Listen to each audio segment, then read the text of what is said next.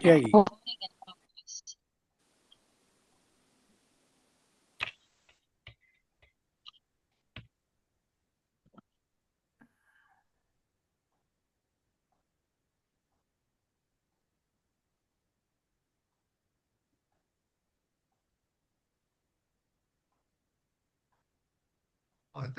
This talk, I started putting it together quite a long time ago, and it's gradually grown in size as various new developments have come along. So we're going to look at some of the recent smart telescopes that have been on the market for a while, as well as some of the newer ones, and look at their characteristics and compare some of their strengths and weaknesses. So we'll start off and have a look at the basic advantages of these small smart telescopes. Can everybody hear me? Yeah. Yeah. Yeah. Yeah. So these are the various characteristics of what I consider to be the advantages. They're a lot smaller than previous types of astrophotography gear. They're generally more affordable. And one of the big advantages is the plate solving that they use to navigate around the night sky. Makes it very easy to find objects compared to other methods.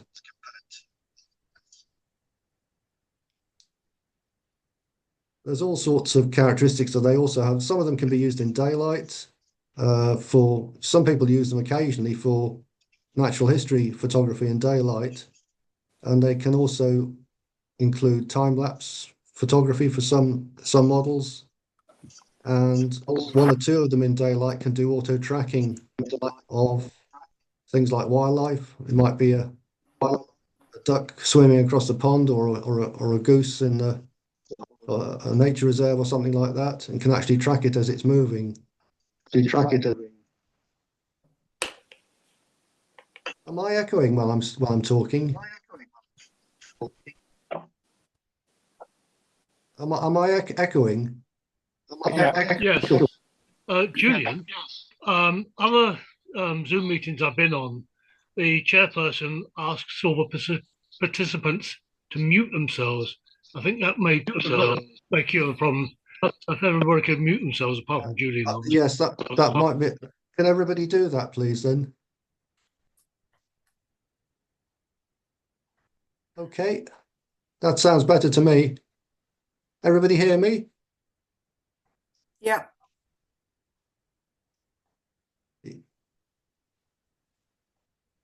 There are some disadvantages to the smart telescopes. Some of the early models have very small sensors, but generally they've been able to work around those. And a lot of the disadvantages are really down to the fact that they're built to a price. There's a great deal of technology packed into a small volume, and various compromises have to be made in order to achieve that. So they don't usually have cooled sensors. They don't usually have monochrome sensors. They generally have plastic gears, and there'll be some backlash in the plastic gears compared to a more sophisticated, more expensive type of mount. The diameter of the objective lens is usually relatively small, or not in every case, but for many of them it is. And very few of them have a guide scope, which with a more expensive type of setup would help with tracking. The other thing that isn't really talked about very much is the quality control. It's generally quite good, but it's not quite as uniform as some people might imagine. There have been people who bought two identical units, for example, and found that they don't behave in exactly the same way, even when the firmware has been updated to the same type of firmware, same version of the firmware as the same. They don't behave in the same way necessarily. But the interesting thing about all this is that because they're built to a price and because they've got a lot of technology in them, these kind of compromises are largely compensated for by using very large amounts of software, either in the telescope and the app provided with the telescope, or with the post-processing software, which can compensate for this situation. And this is one of the first ones, the C-Star S50. This is the one I'm most familiar with. It's got a 50mm objective lens, and there's a cutaway drawing here to show some of the insides of what's inside it. It weighs about 2.5 kilograms, and originally it was designed to operate in the alt-azimuth mode. So it will be rotating about a vertical axis, and this part just rotates up and down. So it wasn't operating originally in the equatorial mode. There is actually, on this particular telescope, there is a minor design flaw. If you look at the top of it here, the top of this isn't symmetric. It's curved on this side and flat on this side. The telescope is designed to open this way around. The lens normally points downwards and it opens upwards like this. If anything goes wrong with the firmware, or if you accidentally rotate it the wrong way, this part here can crash into the casing on the other side. It can only open in one direction. But that minor design problem has been corrected in other subsequent designs by C-Star. This is a little bit about the calibration of the C-Star S50, which is a very popular telescope. It's still sold in huge numbers. This is a calibration for the alt-azimuth mode, like this. There's a number of sensors in the bottom of the telescope for leveling and orientation and things like that. And I normally check it from time to time by putting it on a completely flat surface. I've got a couple of spirit levels here to make sure it's as level as I possibly can get. And then you can get the horizontal leveling corrected in the software. You can then calibrate the compass by putting it on a flat surface with a piece of paper and rotating it round. You rotate it round in several rotations about a vertical axis, and in the software there's a green line which gradually completes. And when the calibration is complete, the green circle will be right round in 360 degrees. And you can do it a few times to make sure the compass is calibrated on the telescope itself. Just prior to actually using it, you have to level it again. There's a different part of the software for leveling it on the tripod before you start imaging.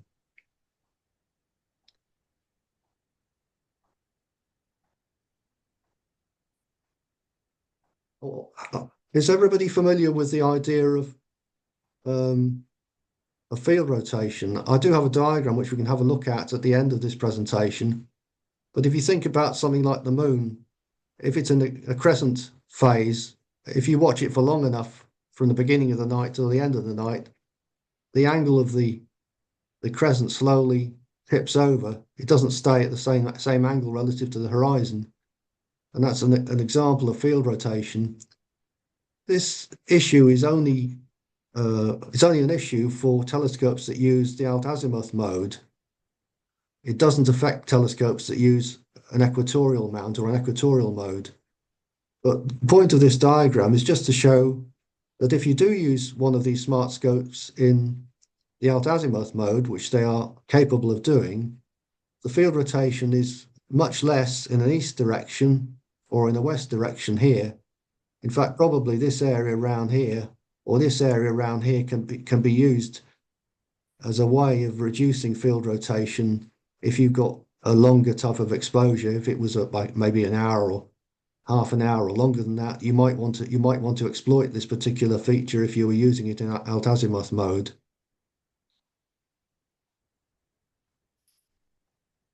This is the C-Star S30, which is one of the... What did that area refer to, sorry?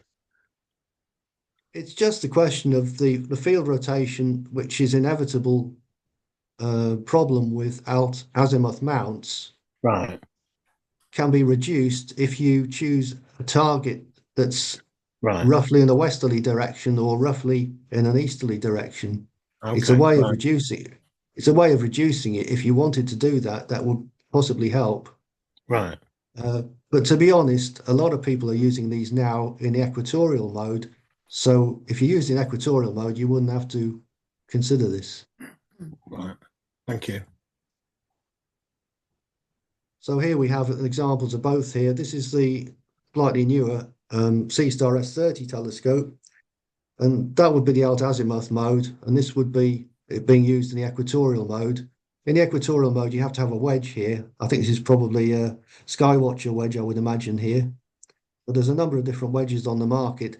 Basically, the thing has to be tilted at an angle which is the same. It has to be the same angle as your latitude.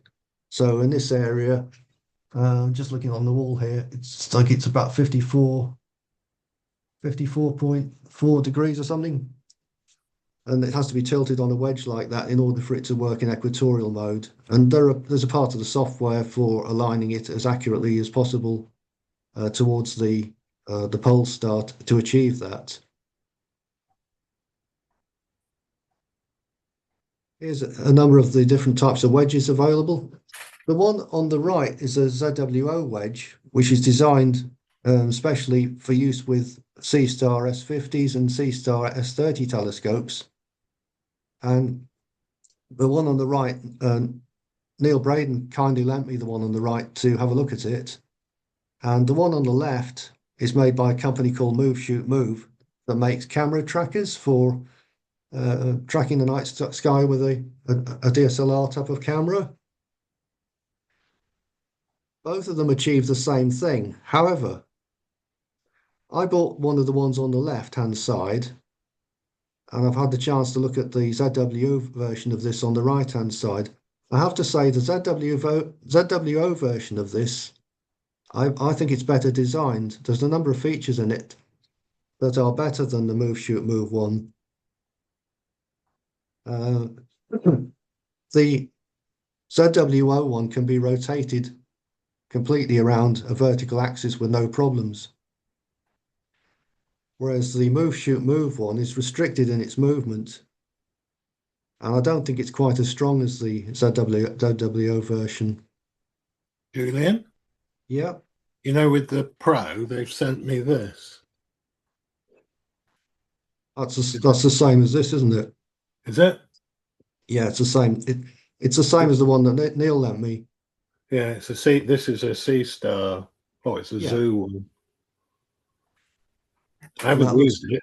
I haven't used well. it because I don't know what to do with it, but I can give it you to have a play with.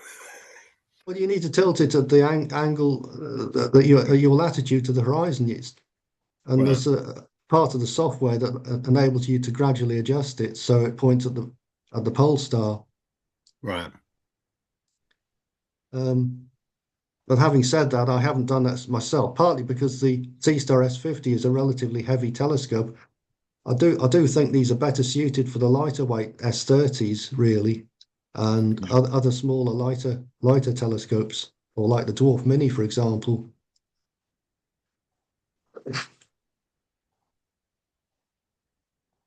This is one of the next picture taken with the C-Star S30 Pro, the recent telescope.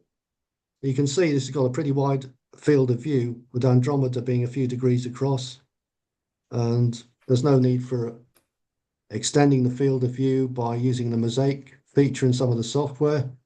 It's a lot easier if you don't have to use the mosaic feature like this.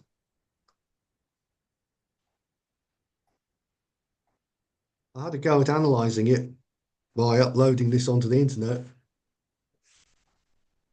and you can see there's a number of technical pieces of data here, but this circle around the edge has got a radius of about 1.73 degrees.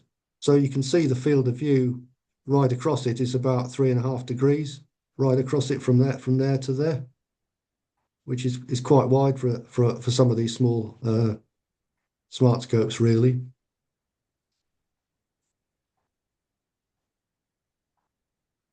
There's a little bit of comparison here between the S30 Pro and the S30 telescopes. The sensor in the S30 Pro has been improved. The 585 sensor is a better sensor, really, than the one in the S30 with a larger format and a larger area sensor. The internal memory for the S30 Pro telescope is significantly larger, and that's deliberate to be able to cope with the larger sensor. And because it's a larger sensor, the S30 Pro has a quadruplet objective lens with 4 lenses in it rather than the triplet lens for the S30. And the quadruplet lens is designed to cope with the larger area of the 585 sensor.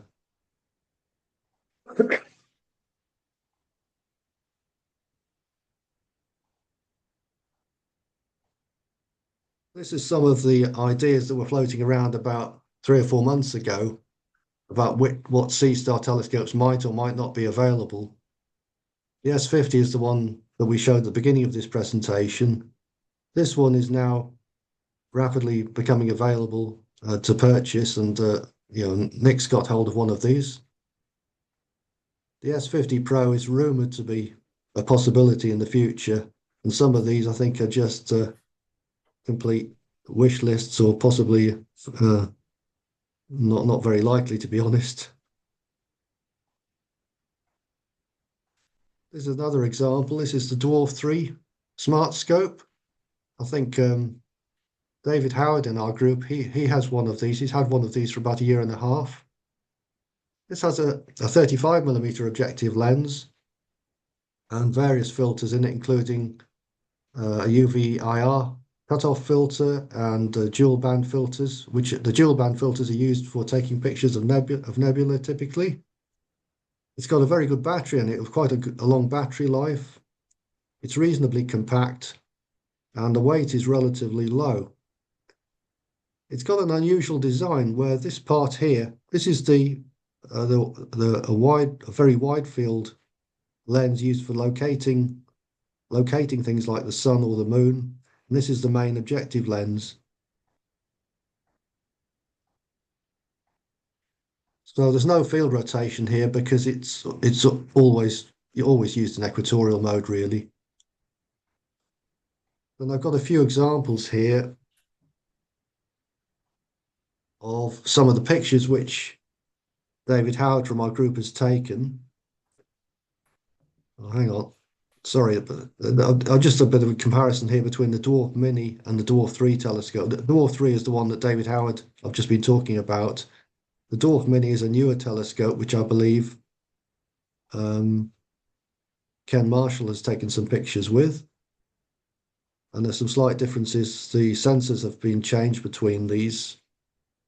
The Dwarf Mini telescope is actually extremely similar to the C-Star S30. We'll have a look at some of the characteristics later in the presentation about that, because there are some differences, but it's extremely similar in most of its characteristics. So this is what David Howard's taken with his Dwarf 3 telescope typically. I think this was just over 2 hours, about 140 minutes of total exposure. And David tends to process his photographs in the free software Cyril, which we've had some previous YouTube videos about that we've made. So that's the Horsehead Nebula in Orion, and the Flame Nebula here.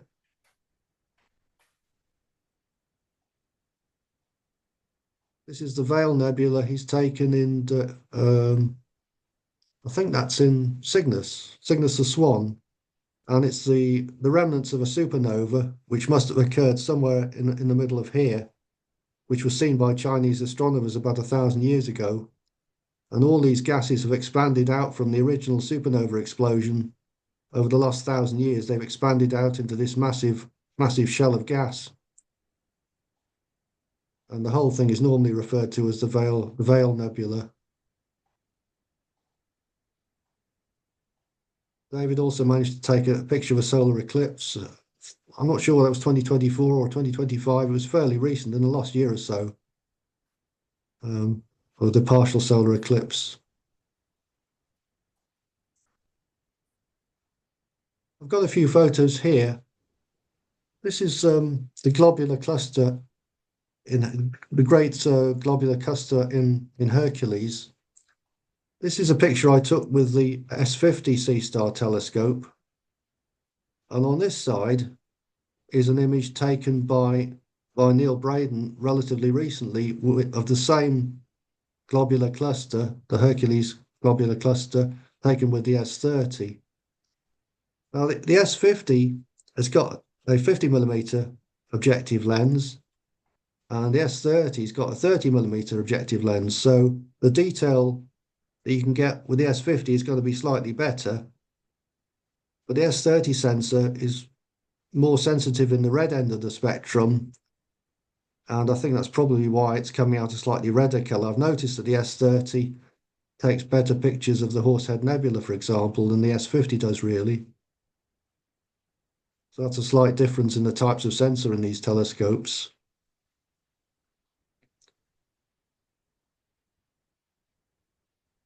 This is the spectral response of some of the sensors in these telescopes.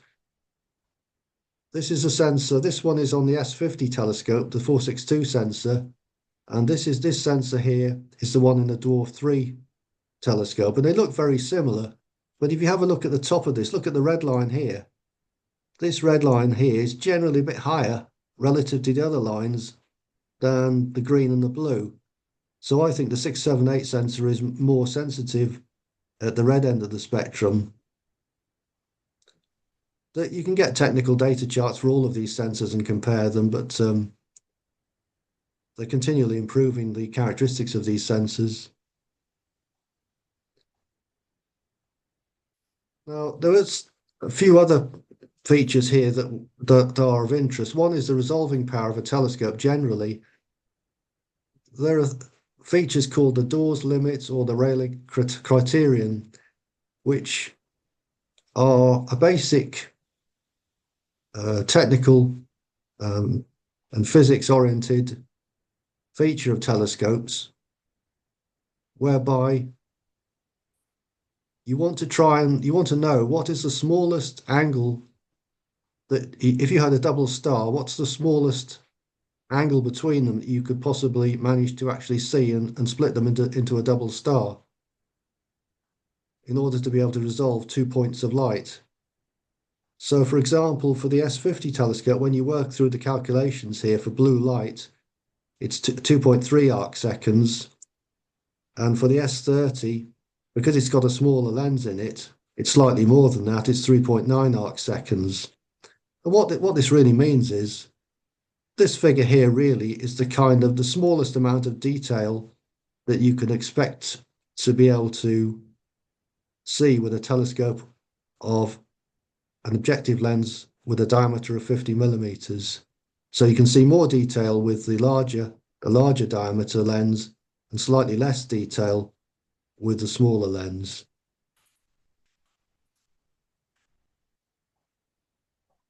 We've now got other characteristics of some of these smart telescopes.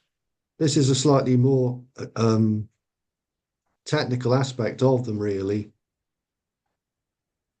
Because of the particular focal length of a telescope and the size of the pixels in the sensor at the back of the telescope, most astrophotography systems have some kind of, they call it a scale factor or the arc seconds per pixel factor.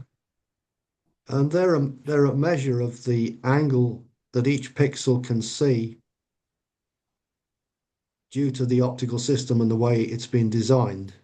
And if you have a look through the values here, you've got 2.75, 2.4, and 4, 2.8, and 1.5. What this means is the Celestron Origin telescope here has quite a large diameter. It's about 150mm diameter objective lens on the front of the telescope. It's quite a large telescope, so that can see the most detail of any of these smart telescopes. The C-Star S30 Pro actually is about 7 arc seconds per pixel, which is one of the reasons why it's got a particularly wide field of view. And here's some of the field of view that you can achieve with these different telescopes. And it's quite important, the field of view, because it does dictate the kind of targets that you're able to photograph. If it's a very small telescope, if it's a very small target, you might want to go for something like the C-Star S50 telescope if it's something very small, or if you want a lot of detail. So the C-Star S50 is quite good for taking pictures of the moon. It can take quite decent pictures of the moon with a fair amount of detail. But if you wanted a really wide field of view, you probably go for the C-Star S30 or the C-Star S30 Pro or the Dwarf Mini telescope.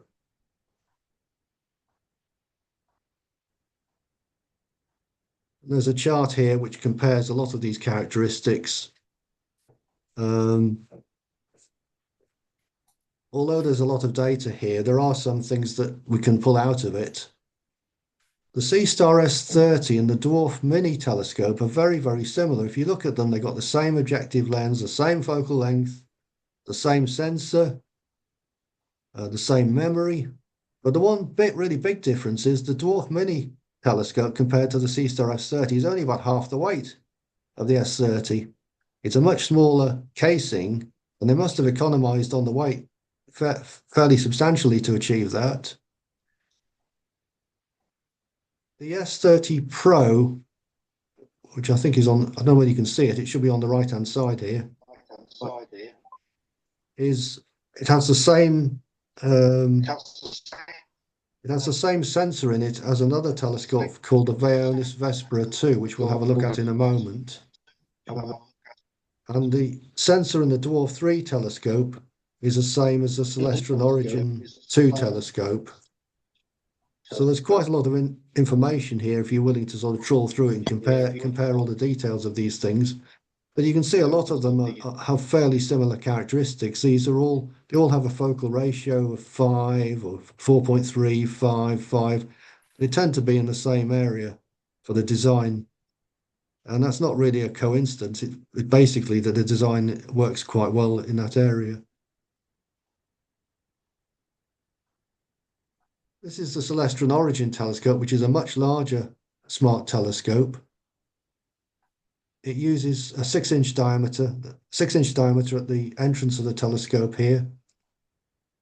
And the Roe Ackermann Schmidt design of telescope it's a patented design made by the company Celestron.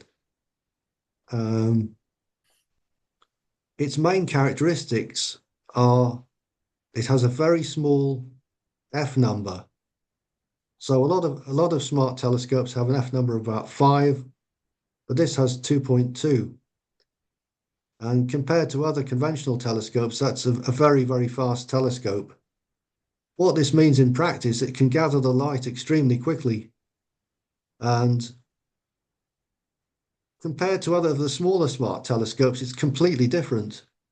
Most of the smaller smart telescopes, if you want to take an image of a nebula, especially if it's a faint nebula, you might want to take several hours of imaging to get a decent photo.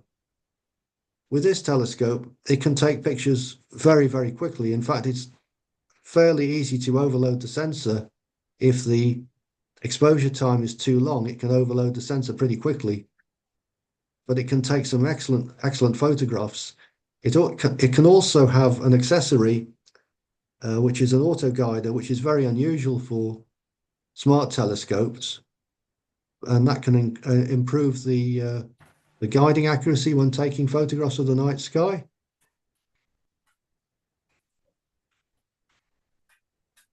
This is what it looks like if it's in equatorial mode.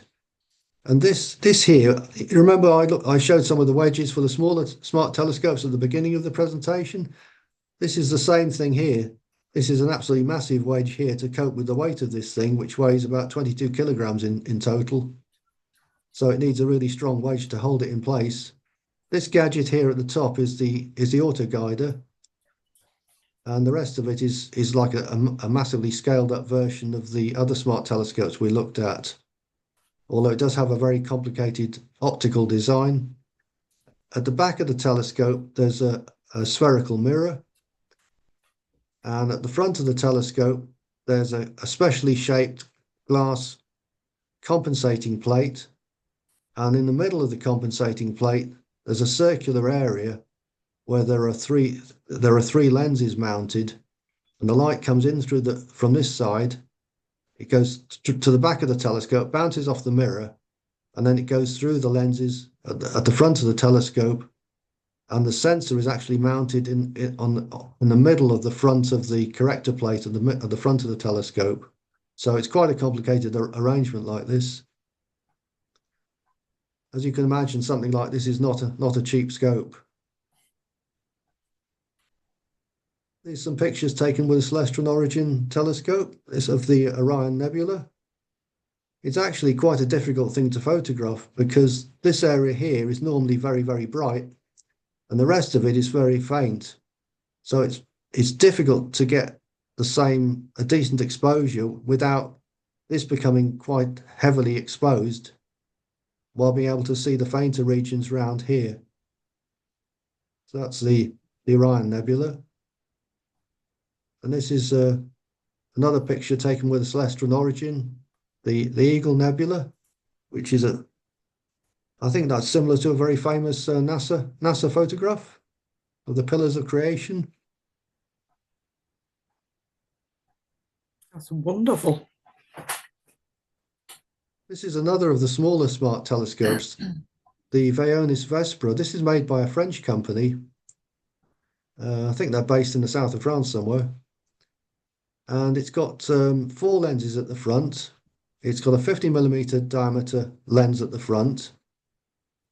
And it's got an IMX 585 sensor. The whole thing is about 5 kilograms, which is quite heavy for these small telescopes. It's not really sold terribly well, and partly because it's quite expensive compared to the C-Star and the dwarf telescopes. And just to give you an example, a couple of filters for it cost nearly £600. And part of the reason why they're so expensive, I think they've got some sort of chip in this area here. And when they're attached to the front of the telescope can recognize which filter's been attached to it. I believe that's how it works. It looks a little bit like the C-Star S50 telescope, the C-Star version. But it isn't really the same. The 585 is a pretty good sensor, actually, and it's got this quadruplet optics at the front of the telescope. This actually is very, very similar arrangement to the C-Star S30 Pro telescope. The S30 Pro has quadruplet optics and it has the same sensor. So this is quite a nice telescope, but it's not cheap. I've never seen one used in equatorial mode. I'm not even sure whether they offer equatorial mode. And since it weighs about 5 kilograms, that's quite heavy if you start tilting it at an angle to the horizon similar to the latitude. So I'm not really sure what to make of this. I think it can take some nice photos, but it's probably not really good value. I tried to compare photographs taken with the Vespra Pro off the internet, and this is one I've taken myself of the Great Hercules cluster. And you can see more stars around the edge here, which probably reflect the slightly better optics of the Vespra Pro relative to the C-Star S50. The C-Star S50, it doesn't have quadruplet lens at the front of it. I think it's a triplet lens. So the Vespra Pro with a better sensor and better lens, it should give a better photograph, really. But that, like you said, that Vespera it's thousands of pounds, isn't it? It's about it's about £1,200. 1,200, is it? Yeah. But the accessories are extremely expensive. The filters are very, very expensive. Yeah. The Celestial The resolution Origin, of the resolution of the C-Star 50 to me, the resolution of the C-Star S50 to me, in comparison to the Vespara, is better. sorry, I'm struggling to hear the sound here. Can you repeat that? Oh dear. No, I shut up. I was saying that the image you show there, in my opinion, the C50 has better definition than the Vespara.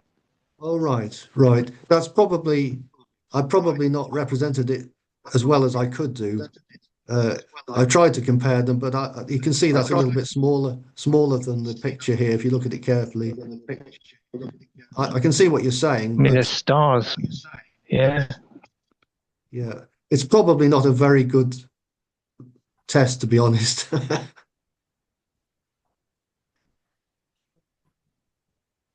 The Vaonis, I had a look at their website and I saw this recently. I thought it was a joke. I thought it was a hoax. That's not a decimal point there. It's apparently 99,000 US dollars. And I think it's a very large smart telescope, but I really don't know what the market would be for anything like this. It doesn't make any sense really to me at all. I can only imagine it must be a very unusual market, maybe millionaires who don't know much about astronomy. I'm not really sure. Anyway, I thought that was quite funny. Back to the normal sort of telescopes. We got the Andromeda Galaxy here, and you can see that some of the differences in the field of view. For the S50, the native field of view doesn't cover the whole of Andromeda. You need to use the mosaic mode for the S50 to be able to expand the field of view to see the whole of Andromeda. Whereas for the Vaonis Vespera, it can just about cover Andromeda like this.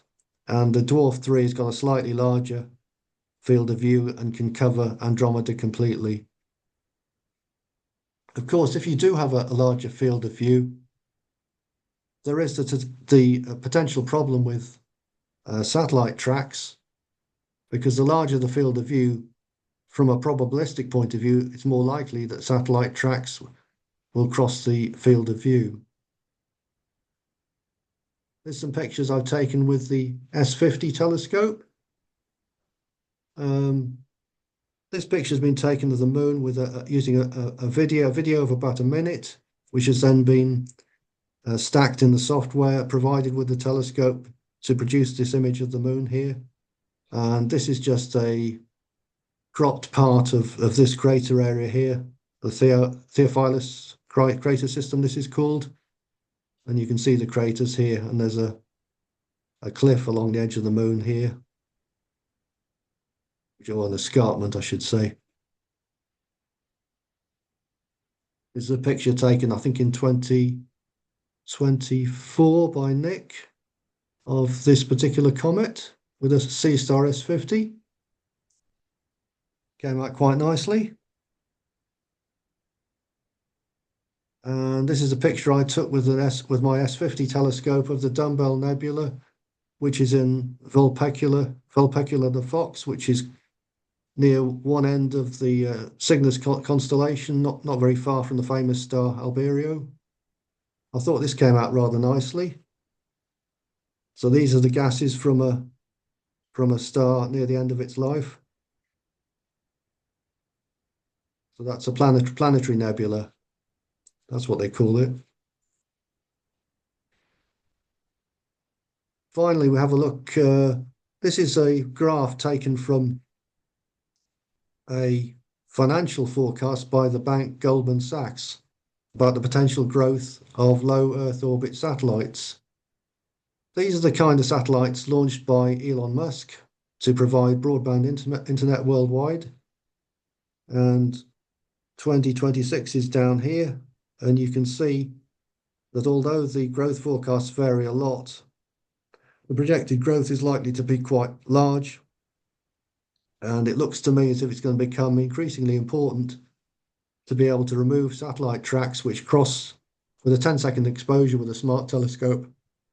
A satellite will just go right across the field of view for a 10-second exposure, leaving a line right across the image. And we need to have software to be able to remove those satellite tracks in the future. At the moment, most people just discard the 10-second exposures that happen to have a satellite track that crosses them. You just delete those ones. Possible future, Julian? yeah. I'm sure I actually saw an article today, and apparently that within the C-Star app, there's a setting that you can get it to automatically remove those satellite track images with satellite tracks on. Is that complete deletion of the image or actual removal of the track? I think it just removes the when it's stacking, it removes the images that have got the tracks on. Oh, that's it. Yeah. Well, that's I'm, interesting. I haven't seen that, but every time you have a firmware update, they're constantly improving the software, aren't they? So I only saw it today because someone was discussing it and Right. exactly moaning Yeah. about the same problem that you mentioned.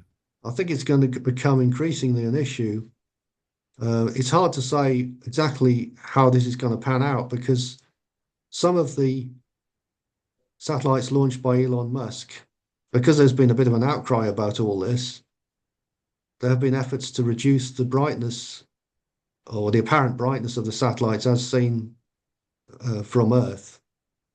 But at the same time, the sheer numbers that are projected, I think it's going to be a bit of an issue. And I would imagine that there'll be software to remove these automatically or to clean up the tracks in the future. But finally, there's one or two potential future developments. There's for some of the processing software, they often have very large star catalogs, which are integrated into the software for processing, and they're normally different. They're called the Gaia catalogs, and there's a new version of the Gaia catalog coming out in 2026, which will probably make a big improvement to the number of stars and the characteristics of the stars in the software processing packages like PixInsight and some of the other software processing packages that are used.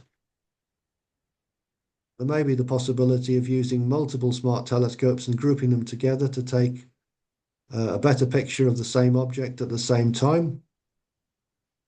And number 3 on the list is what we've been talking about. The importance of being able to remove satellite tracks in the future will become increasingly important, I would imagine, especially if you're going to use a smart telescope like the S30 Pro, which has a larger field of view. That will be quite an issue, I would imagine. And finally, a lot of people would like to be able to take pictures of planets, which is very difficult. It's not really suitable for the current crop of smart telescopes. They basically don't have the right type of focal length. You need a much longer focal length to take good pictures of planets in order to get enough detail basically across the planet. You can only get a good photograph of a planet if you've got basically at the end of the day a lot of pixels across the image of the planet, and you can't get lots of pixels across it with the current type of smart telescopes. They're designed for wider field imaging. I think that's just about it. Oh, actually, there's a photograph here. This is a photograph I took with the S50 telescope of the Horsehead Nebula, and just for fun, I put it against an ESA picture taken from an ESA satellite to compare them.